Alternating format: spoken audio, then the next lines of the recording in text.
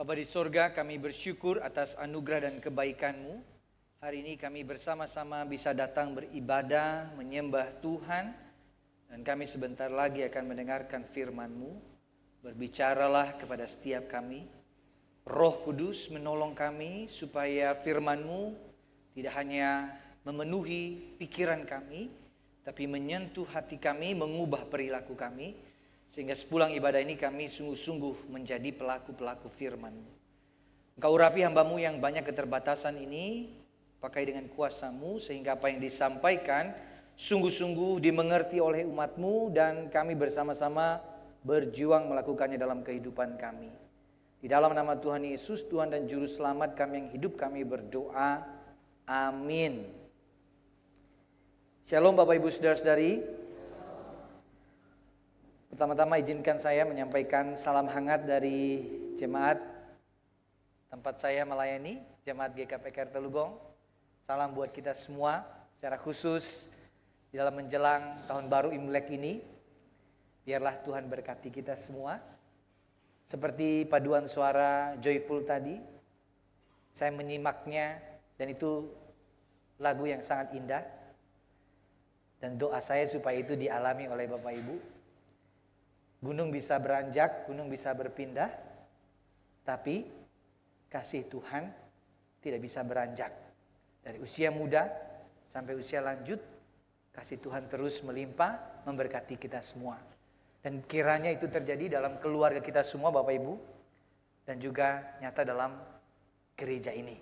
Dari generasi ke generasi, sungguh-sungguh kasih dan berkat Tuhan itu dirasakan, dan kita semua dipakai Tuhan untuk menjadi saluran berkat-Nya. Dan hari ini Bapak Ibu Saudara-saudari, kita akan membahas satu tema yang mungkin dalam beberapa bulan ini, dalam satu bulan ini, mungkin kita bahas banyak tema tentang kasih. Dan hari ini kita akan bicara tentang tindakan nyata dari kasih itu seperti apa. Nah saudara-saudara, mari kita buka dari 1 Yohanes pasal 3 ayat 17 sampai 18. Kita buka ya. 1 Yohanes pasal 3 ayat 17 hingga ayatnya yang ke-18. Silakan menyimaknya dan saya akan membacakannya untuk kita semua. 1 Yohanes pasal 3 ayat 17 hingga ayatnya yang ke-18.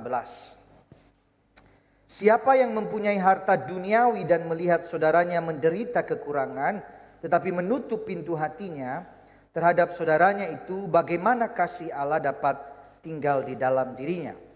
Anak-anakku, marilah kita mengasihi bukan dengan lidah, tetapi dengan perbuatan dan dalam kebenaran.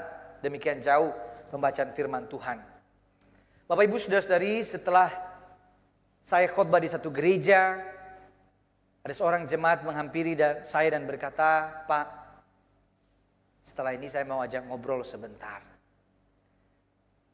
Dari sorotan matanya saya tahu orang ini sedang bergumul, dan kemudian dia sampaikan apa yang menjadi pergumulannya kepada saya, dan dia berkata, "Apa yang Bapak khotbahkan baik tentang kasih dan pengampunan.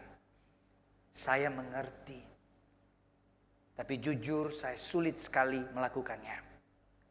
Bukan karena saya tidak tahu, tapi saya coba melakukannya, mengasihi orang itu." Dan dia ceritakan panjang lebar. Tapi kok yang saya dapatkan balasannya adalah dilukai lagi, merasa dimanfaatkan, dan saya kecewa lagi. Dan satu kalimat ini saudara keluar dari mulutnya, dia berkata kepada saya, bukannya tidak mau mengasihi, tapi waktu saya mencoba, saya malah kecewa. Dan hal yang serupa sebenarnya seringkali menjadi percakapan banyak orang, dan termasuk diri saya. Kadangkala di dalam perjalanan mengasihi, mengerti sampai di sini, tapi untuk orang yang sama diulang berulang kali, kok rasanya agak susah ya. Ketika kita coba lagi berbuat baik, tapi kok feedbacknya malah kekecewaan, menambahkan luka dan kepahitan di hati kita. Dan saya percaya Bapak Ibu Saudara-saudari, kita bertahun-tahun menjadi Kristen, saya sangat percaya kita sudah mengerti apa artinya menjadi murid Kristus, kasih menjadi identitas murid Kristus. Selama bertahun-tahun menjadi jemaat gereja, saya percaya khotbah tentang kasih bukan cuma sekali diperdengarkan, benar? Tetapi sampai pada satu titik kita akan sadar untuk melakukan kasih memang tak semudah ketika mengatakannya. Waktu mencobanya, kita malah kecewa. Bapak Ibu Saudara, pernah gak di sini merasa dikecewakan oleh orang-orang yang terdekat dengan kita? Pernah gak merasa dikecewakan sama teman, sahabat, dulu deket banget, tapi karena satu dan lain hal menjadi sangat jauh dan renggang jaraknya? Pernah gak dikecewakan sama pasangan kita sendiri, sama anak, menantu, mertua, saudara kandung kita sendiri, rekan kerja atau rekan pelayanan kita? Kalau kita boleh jujur, mungkin ada 1-2 orang di antara item-item ini kita berkata, ya, saya pernah dikecewakan oleh si A. Dan sampai sekarang luka itu belum sembuh. Apapun itu saudara-saudara, tetapi semua orang akan pernah merasakan yang namanya luka, kepahitan karena relasi yang sudah dulunya dekat tapi renggang karena satu dan yang lain hal. Tidak ada rekonsiliasi, tidak ada kasih lagi, sehingga waktu dikhotbahkan tentang kasih rasanya susah sekali. Makanya mungkin saja waktu khotbah ini tentang kasih berulang kali, ada orang-orang tertentu yang akan berkata, saya terluka, saya tidak mau berurusan dengan orang itu lagi, dia sudah mengecewakan saya sakit hati. Maka kalau sudah sampai ke sini, sepanjang apapun khotbah saya hari ini, maka di hati kita seperti ada benteng di sana. Suruh saya mengasihi dia, suruh saya mengampuni dia, hati saya belum sembuh. Hati saya masih sangat kecewa dengan orang itu. Maka saudara, akibat dari luka, kepahitan yang belum sembuh itu, saudara tahu, kasih menjadi sangat transaksional sekali. Kita akan lebih mengasihi seseorang yang memberi manfaat timbal balik buat kita. Kalau kamu baik buat saya juga baik buat kamu. Kalau kamu menolong saya juga akan menolong kamu. Dan dunia ini sekarang seperti itu, bukan? Kasih itu menjadi sangat transaksional, sama seperti beli barang. Kalau ada uang, baru ada barang. Tak ada uang, tak ada barang. Seperti sebuah transaksi yang kalau kamu tidak bisa berikan sesuatu buat saya, maka saya tidak akan bisa memberikan kasih itu kepada kamu. Maka yang terjadi, relasi kita, bahkan ini terjadi dalam kehidupan orang Kristen bisa seperti ini. Dalam relasi kita ya, kamu bisa kasih apa buat saya? Bapak Ibu, mana yang lebih mudah, mengasihi orang yang berbuat baik kepada kita atau mengasihi orang yang berbuat jahat kepada kita?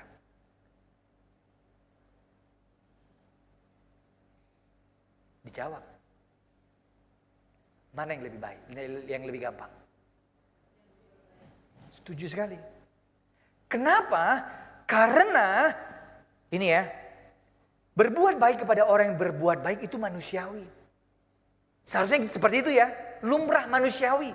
Tapi kalau ada orang yang membalas kebaikan dengan kejahatan, itu namanya duniawi.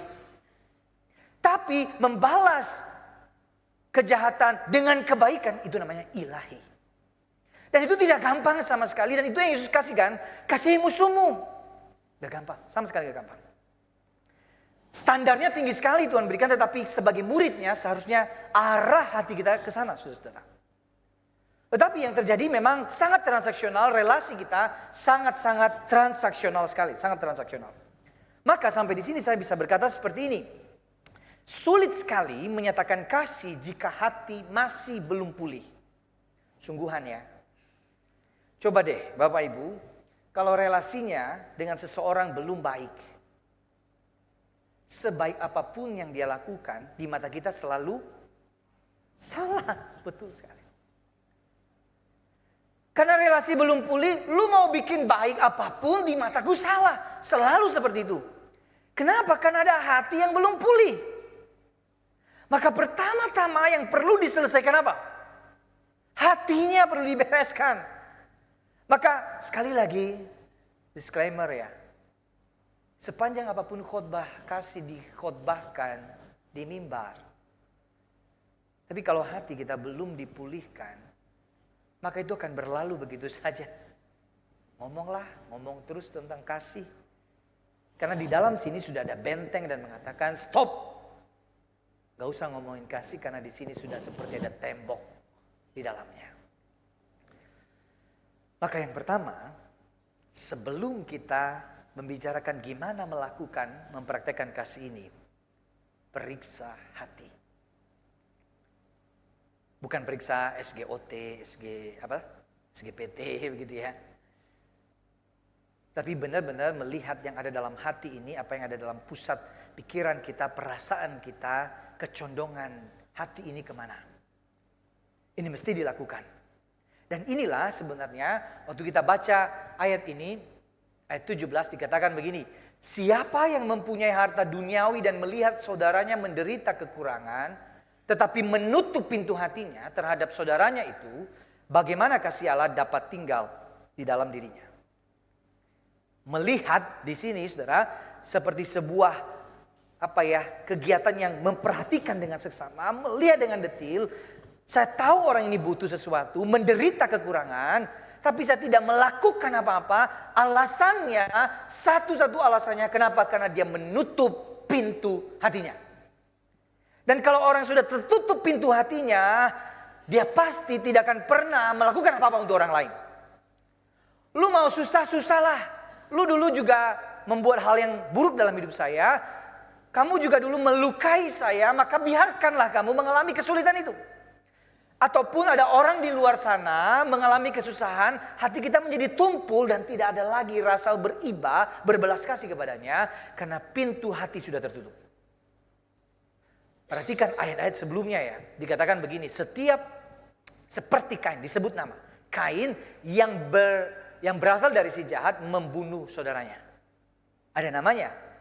Kain karena dipenuhi dengan rasa iri hati, kebencian itu, pintu hatinya tertutup.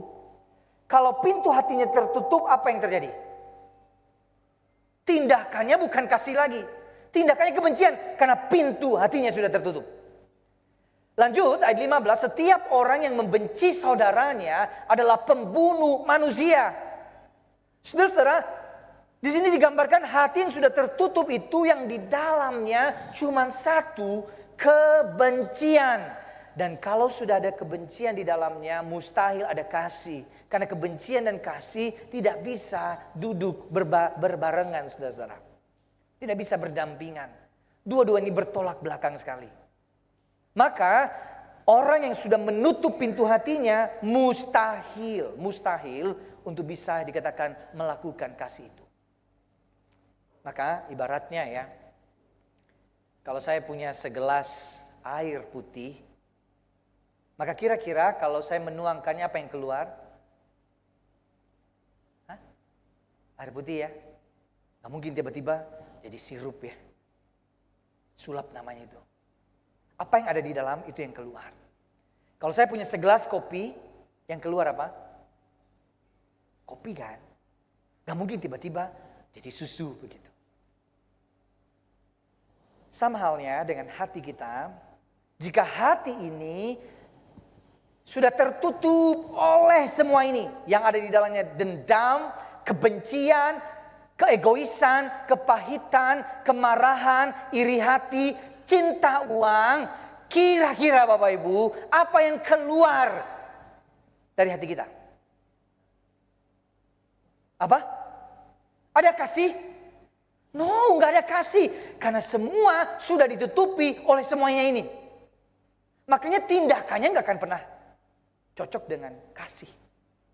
Karena yang ada dalam hati adalah dendam, kebencian, kemarahan, cinta uang, keegoisan, iri hati, dan lain-lain sebagainya. Maka satu-satunya hal yang kita perlu lakukan sebelum kita bicara bagaimana saya melakukan kasih itu secara nyata, periksa hati. masing-masing. Susah sekali kita akan bicara panjang lebar cara melakukan kasih itu kalau pertama-tama yang paling fondasional, paling esensial hati ini belum beres. Ini mesti dibereskan dulu. Maka pertanyaannya, bagaimana agar pintu hati kita terbuka? Bagaimana agar pintu hati kita terbuka? Pertama, saudara, datang kepada Tuhan dengan hati yang hancur dan jujurlah menyampaikan apapun yang ada di hatimu. Apapun. Kalau sama orang lain kita sering malu ya, mengakui kesalahan kegagalan kita ya. Tapi tahu nggak saudara-saudara, relasi kita dengan Bapa itu kita panggil dia apa? Panggil Bapa apa? Ya Bapa, benar gak? Tahu gak kenapa kita panggil dia Bapa? Karena kita anaknya. Dan saudara tahu waktu anak datang kepada Bapa, coba perhatikan yang punya anak ya. Apakah anak waktu datang kepada bapaknya, misalnya dia ingusan gitu, kotor, dia beres-beres dulu gak? Baru datang kepada bapaknya. Enggak kan? Dia datang apa adanya kan? Dia mau ingusan, mau kotor, mau semuanya kacau balau. Dia datang kepada Bapa dan dia berani datang kepada Bapa. Kenapa? Karena Bapa adalah Bapanya. Allah adalah Bapanya. Maka seharusnya cara kita datang menghampiri Bapa seperti itu sebenarnya. Karena dia Bapakku, aku datang kepadanya apa adanya. Perasaanku aku sampaikan kepadanya sejujur-jujurnya. Ya mau aku ada kebencian, dendam, amarah, luka, kepahitan. Aku sampaikan itu kepadanya. Dan aku katakan, Tuhan, aku memang betul-betul menyimpan luka kepada seseorang. Aku sebut namanya. Dan aku tidak malu mengakuinya. Bahkan waktu aku mengatakan, betul Tuhan, aku kayaknya lebih cinta uang deh sekarang. Di dalam hati dan pikiranku, uang. Aku juga jujur sama Tuhan. Dan saudara, saya mau kasih tahu bahwa Tuhan tidak akan pernah menghakimimu ketika engkau jujur di hadapannya. Karena Tuhan mau malah kita jujur, sejujur-jujurnya. Kalau tidak dimulai dari sini, mustahil juga ada pemulihan itu. Maka datang dengan kejujuran tentang siapa diri kita, apa yang ada di hati kita, apa yang menutup pintu hati kita. Lalu beri ruang bagi Roh Kudus, koreksi hati kita dengan yang didominasi oleh keakuan dan biarkan Kristus yang bertahta di hati kita. Ujung dari kerendahan hati itu sebenarnya pertobatan kan. Kita datang dengan kerendahan hati sama Tuhan dan Tuhan mau supaya kita balik lagi sama Dia bertobat. Kita akui Tuhan yang ada dalam diriku memang si aku terus nih. Kedaginganku, keegoisanku, diriku sendiri. Jujur Tuhan, aku jujur samamu Tuhan. Betul. Yang lebih mendominasi tentang aku yang didahului, aku yang harus dihormati, aku yang harus didengarkan, aku yang lebih baik dari orang lain, aku. Tapi hari ini aku mau bertobat di hadapan Tuhan dan berkata, Yesus, segala-galanya dalam hidupku. Beri ruang bagi Roh Kudus untuk bekerja di hati kita, mereformasi hati ini, merevolusi hati ini, supaya apa? Supaya yang ada di dalam diri kita cuma satu, Yesus Kristus.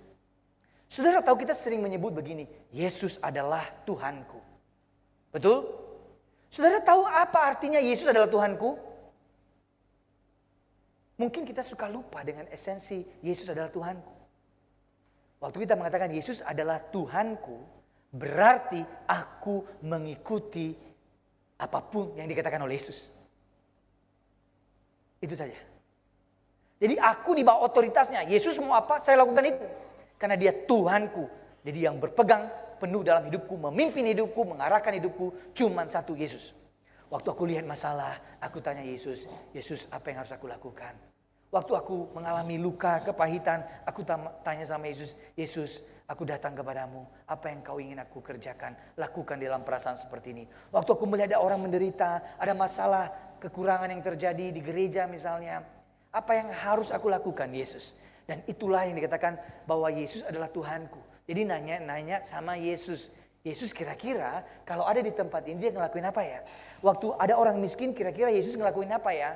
Waktu ada masalah kira-kira Yesus ngelakuin apa ya? Dan aku mau melakukan seperti yang Yesus lakukan.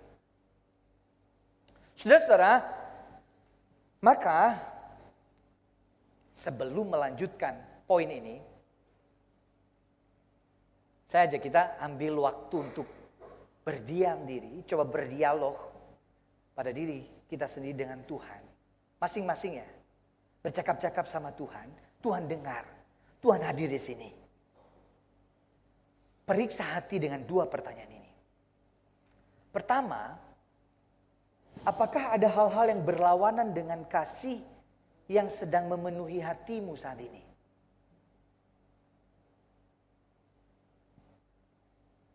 Apakah ada dendam di dalam hatimu? Apakah ada kebencian di dalam hatimu? Apakah ada kepahitan di hatimu? Apakah ada rasa iri? Apakah ada cinta uang? Ada keegoisan? Atau ada kemarahan yang terpendam di dalam hatimu?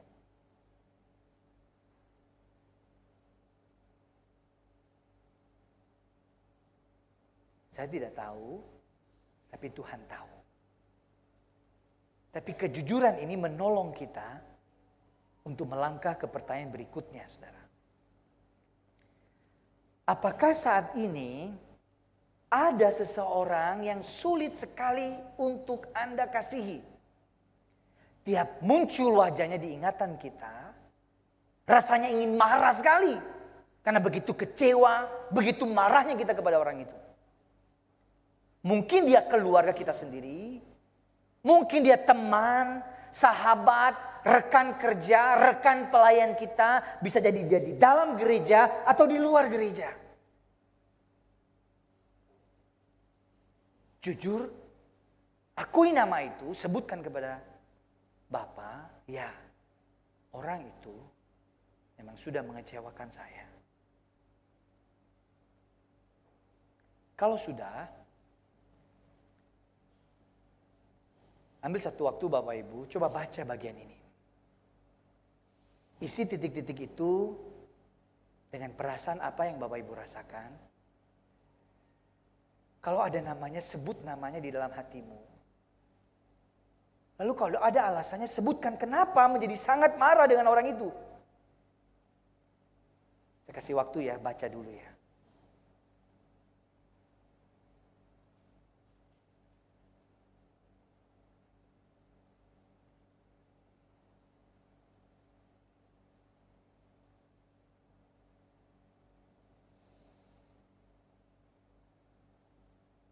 Kita akan berkata, Tuhan, jujur,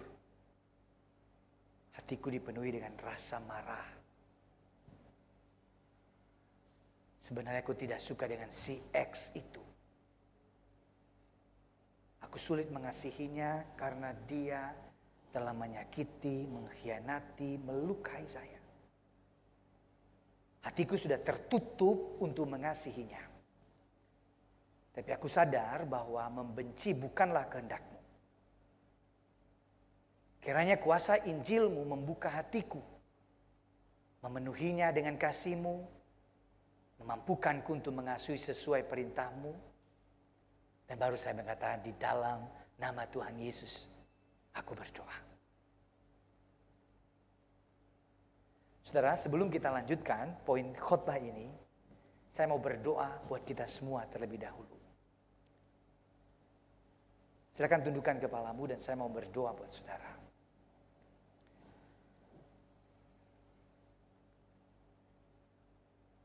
Bapa di sorga, betapa sulitnya mengasihi orang yang telah melukai, mengecewakan kami. Betapa kami bergumul untuk mempraktekkan firman-Mu. Dan hamba-Mu berdoa untuk setiap jemaat-Mu hari ini. Jikalau ada di antara mereka yang hatinya dipenuhi dengan kekecewaan, kepahitan, luka, biarlah Roh Kudus memulihkan, memperbaharui hatinya.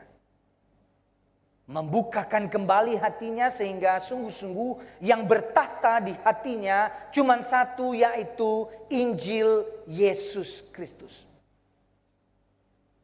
Dan sungguh-sungguh kami mengimani ketika hati kami sudah dipulihkan oleh Tuhan,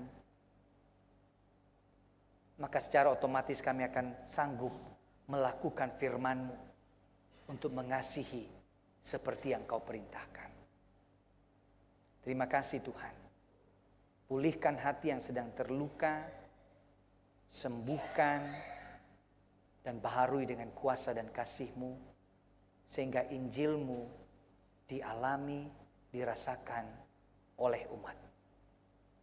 Di dalam nama Yesus Kristus kami berdoa. Amin.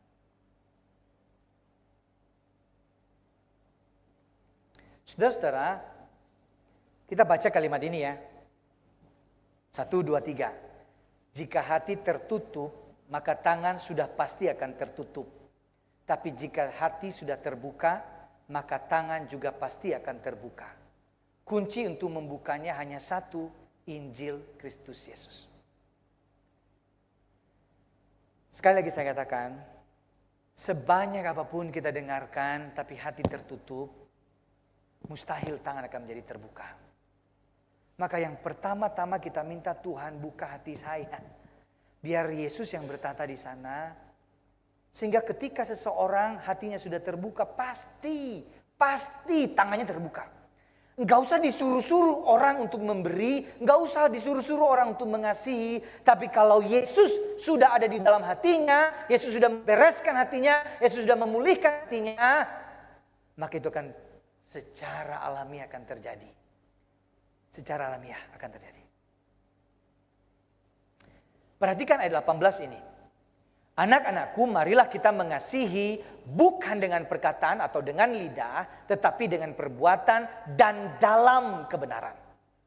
Di ayat sebelumnya dikatakan, ini loh, cara mengasihi di dalam perbuatan dan kebenaran itu sudah dicontohkan oleh Yesus, yaitu kita mengenal kasih, yaitu bahwa Kristus menyerahkan nyawanya untuk kita. Dan kalau kita ingat bagian ini, kita akan teringat juga bukan? Di Yohanes 3 ayat 16. Karena begitu besar kasih Allah akan dunia ini, sehingga Yesus hadir untuk membawa kita bukan di dalam kebinasaan tetapi dalam kekekalan. Jadi saudara-saudara, waktu kita bicara dalam perbuatan dan kebenaran, dikatakan begini, contohnya Yesus. Yesus tidak mengasihi kita karena kita baik, bukan. Yesus tidak mengasihi kita karena kita layak dikasih, bukan. Tapi dia mengasihi kita karena dia mengasihi kita sekalipun kita tidak layak dikasih, sekalipun kita hidup dalam dosa. Tuhan tetap mengasihi kita. John Stott berkata dalam tulisannya, if we are looking for a definition of love, we should look not in a dictionary but at Calvary. Kalau mau tahu definisi cinta sejati itu, dia bilang bukan di dictionary tetapi di Kalvari. Itu cinta. Kalau mau mengerti apa itu kasih yang sebenarnya, tindakan cinta yang real itu, yang konkret itu, lihat ke salib, lihat apa yang Yesus lakukan. Karena itu betul-betul real, itu yang kita alami. Kita ini orang-orang yang sudah mengalami anugerah itu, mengalami keselamatan itu. Allah mengasihi kita, saudara, bukan dengan berteriak dari sorga dan dia berkata, I love you semuanya, anak-anakku. Bukan gitu ya. Tapi dia mengatakan, I love you semuanya, dan dia disalib. Aku gak mau kalian dalam kebinasaan. Ia langsung datang dari sorga ke dalam dunia untuk menyatakan kasihnya. Kasih selalu memang tidak hanya dalam kata-kata, gak bisa. Kasih selalu terwujud dalam perbuatan. Pasti, otomatis akan terjadi seperti itu. Saudara-saudara, 3 hari yang lalu saya ngobrol-ngobrol dengan anak saya yang baru berusia kurang lebih 3,5 tahun. Kita sambil tidur-tiduran dan saya tanya ke dia, Nak, kapan sih kamu merasa paling disayang sama papa? Lalu dia mengatakan begini, aku merasa disayang ketika papa beliin aku es krim. Oke, apa lagi? Aku merasa disayang ketika papa beliin mainan kesukaanku. Oh, oke. Aku merasa disayang ketika papa mau bermain bersama denganku. Aku merasa disayang ketika papa memberi waktu untuk aku. Aku merasa disayang Ketika ada sesuatu, jadi kalau di list yang dia ingat adalah apa yang aku lakukan buat dia, saudara. Jadi dia merasa itu kasih. Lalu saya tanya, kalau Papa disiplin kamu merasa disayang. Ya, aku merasa disayang karena itu juga buat kebaikanku. Saudara perhatikan ya, waktu saya mengatakan aku mengasihimu, itu kan kata-kata, Papa sayang kamu. Tapi yang dirasakan anak adalah kasih itu ketika saya melakukan sesuatu buat dia. Kasih itu memang tidak berhenti di dalam kata-kata. Yang dirasakan adalah tindakan nyata. Sebaliknya, kasih juga tidak berhenti waktu saya mengatakan aku mengasihimu. Lalu kemudian, nah aku sayang kamu tapi saya tidak pernah punya waktu buat main buat dia. Saya tidak pernah beliin dia mainan. Saya tidak beliin dia makanan yang dia suka. Saya tidak ada waktu berkualitas buat dia. Kalau saya bilang saya mengasihi tapi saya tidak melakukan buat dia, maka omong kosong juga sebenarnya kasih yang saya omongin. Jadi dua hal ini saudara adalah kasih dan tindakan adalah dua hal yang saling berdampingan. Nah ini yang duduk berdampingan itu kasih dan tindakan. Kata-kata dan perbuatan itu duduk berdampingan. Kalau kasih dan kebencian kan itu nggak bisa duduk berdampingan. Tapi kata-kata dan perbuatan dalam kasih itu selalu duduk berdampingan. Maka di 1 Yohanes 3:17 dikatakan seperti ini. Siapa yang mempunyai harta duniawi dan melihat saudaranya menderita kekurangan tetapi menutup pintu hatinya terhadap saudaranya itu, bagaimana kasih Allah dapat tinggal di dalam dirinya? Saya katakan tadi melihat dalam konteks mengamati, betul-betul secara teliti melihat orang ini kekurangan. Tapi dia tidak melakukan apa-apa. Saya ingin memberi penekanan begini. Waktu kita disuruh mengasihi saudara, saudara yang dimaksud di sini bukan sesuatu yang abstrak, bukan. Tapi saudara di sini pasti punya wajah, pasti punya nama. Dan Tuhan bilang kasihi orang itu.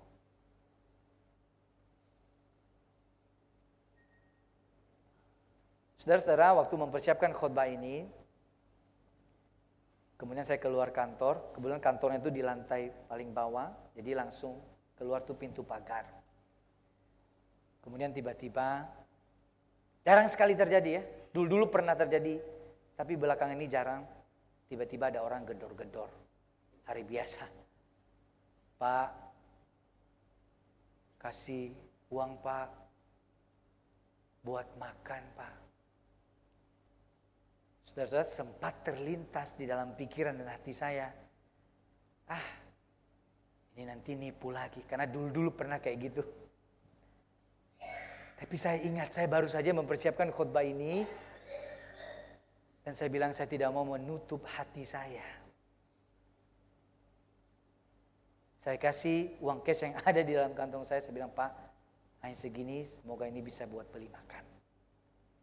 Saya sedang melatih diri saya, entah itu dimanfaatkan atau tidak.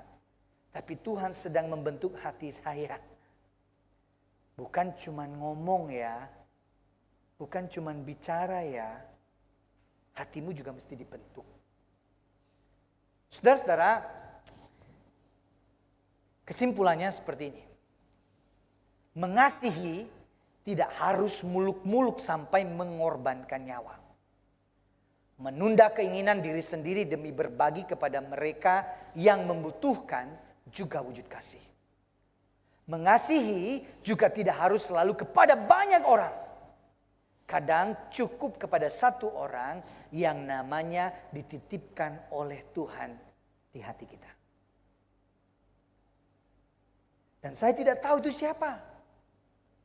Tapi saya percaya kalau orang Kristen hatinya sudah terbuka untuk Tuhan, Roh Kudus pasti akan mengingatkan sesuatu di dalam hatinya.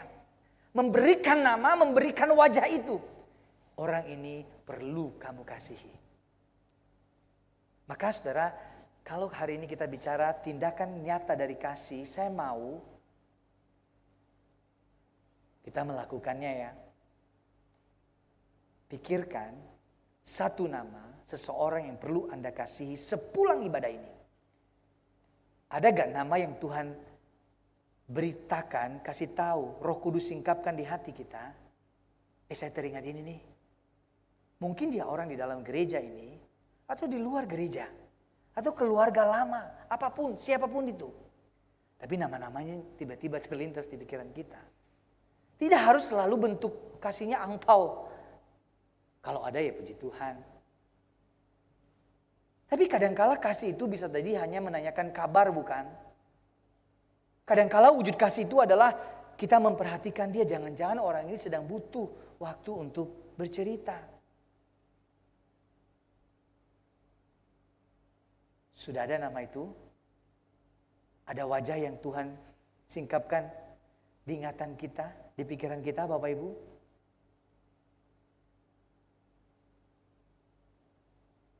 Sepulang ibadah ini, lakukan sesuatu. Kalau tidak bisa memberikan sesuatu, barang apapun, seenggak-enggaknya Bapak Ibu nanya kabarnya. Hadir buat dia. Mari kita berdoa.